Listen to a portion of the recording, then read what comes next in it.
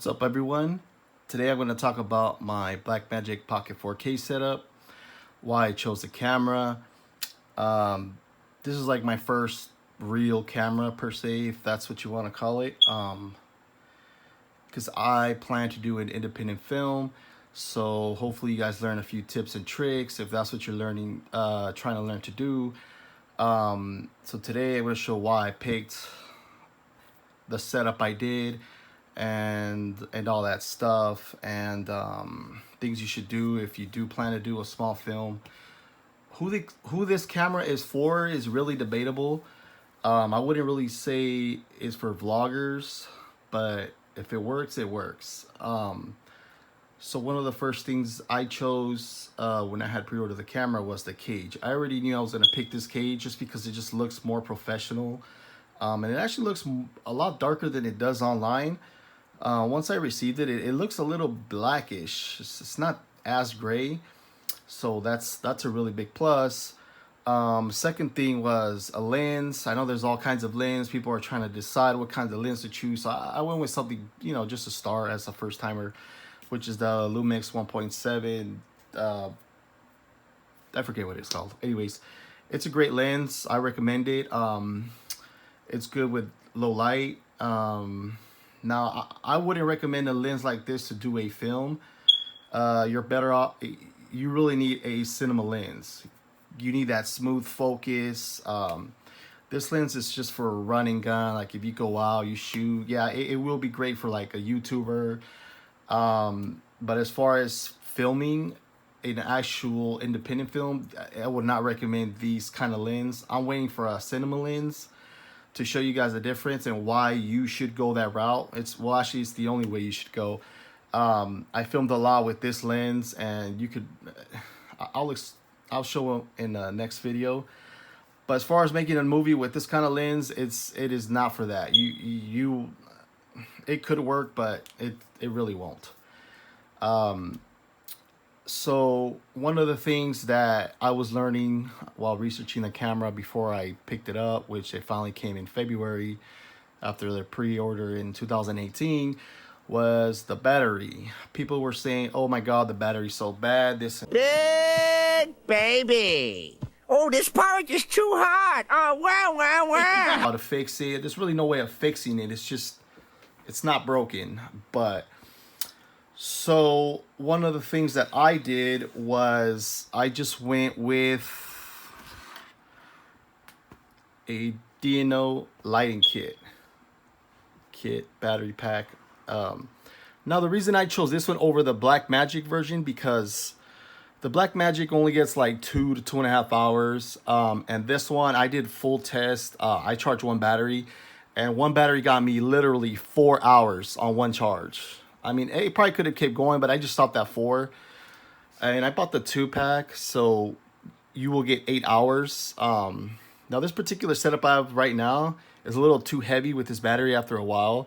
But, I mean, if you don't mind it, then it works. But it's really for, a tripod. But as far as handheld, this is not a handheld version. This is literally for, longer shoots. Now, Tilta states that you will get about 45 minutes or so of battery life, but that's without an SSD, which is what I have here. Now, I was just testing with just one of these. I know this is not enough, but I was trying it all out. Now, I did get about 45 minutes with an SD card opposed to the SSD, and that's one thing you guys should consider. If you want to go longer with the stock batteries, I would go with one of these. But if you use an SSD, you will get shorter battery life. I literally get like 15 to 20 minutes with the SSD. But with an SD, I'm getting like 45 minutes. So, and one thing I noticed, if you use one of these, if you stay at 1000 ISO, you won't get drop frames at the 4K. But if you go at 1250, it starts to drop. And that's one thing I noticed. I'm not even exactly sure why. I mean, I try to look it up, but I can't really, I don't know.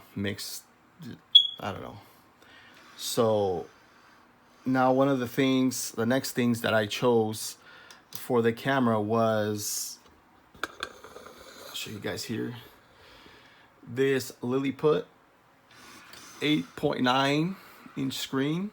Now I didn't go with the 5-inch for this because the camera already comes with a 5-inch, so getting another 5-inch is really irrelevant unless you're just a vlogger and you just want to see yourself and you are portable. This is more of a cinema for when you're trying to film an actual movie. Now, the reason you want to go with the much larger monitor is because once you upload it to the computer, it really does it. What you see in the computer is what you'll see on this screen. Like, it will pretty much look how you see on the computer. By using the 5-inch screen, you don't really see it as much. It will appear sharper and things are looking great, but it really doesn't. So when you're making a movie, you really want to see how it's coming out as you're lighting the scene, how the background's coming out.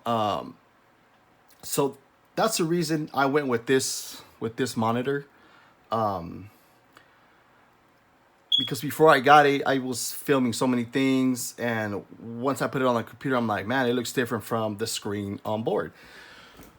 Now, this is a great monitor. It has a lot of features. I mean, some of the features are already built into the camera screen, but I'll go over that on a different video. I'm just going over the setup and why I went there.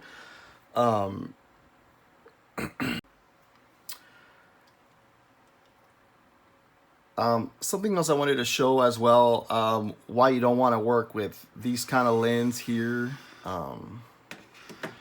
Why you need like a true cinema lens. Let's see, let me fix this. As I mentioned, you want smooth focus. If you're following an actor or something, with something like this lens, it's not gonna be smooth. It doesn't work. I tried with the follow focus and put a gear. It's not great.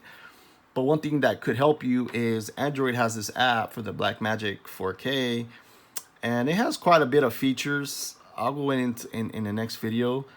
One of the features I do like is you could set two focus areas. So let's say an actor in the foreground and then someone's in the background. You can set it to one on the front and then the actor on the back, so the lens will focus to the front and back pretty quick and smooth. If you try to do it manually, you're gonna pass it. It is not gonna work. Which is why you need a real cinema lens. Right now I'm waiting for the Makey 16 millimeter. I know it's on Amazon, but I don't really trust Amazon. A lot of their stuff that I've gotten before has just been somewhat of knockoff products. So I'm waiting for B&H to pick it up. So if you do plan to use a lens like this, like the Lumix 1.7, something like this will help you out a lot when it comes to the focusing.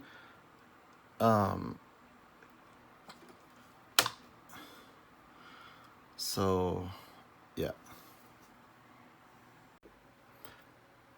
So let's say right here you want to use the app to focus on the 2 points. Let's say right now this is, actor 1, position 1. And you already set the second focus spot with the app. You go ahead and just tap it. And it goes right to the second spot. So first zoom, second zoom. Now this is useful for a lens that's not a cinema lens. So that's one of the things you could do to help you achieve a lot smoother zoom. Now there's an app like this on the iPhone. I haven't tried it yet, but I will. Just want to show a few little things for people looking into, trying to make their independent film. Here's another angle of the monitor. Displays. I still have to fix the aspects of the red lines here, but it's completely showing the Blackmagic screen.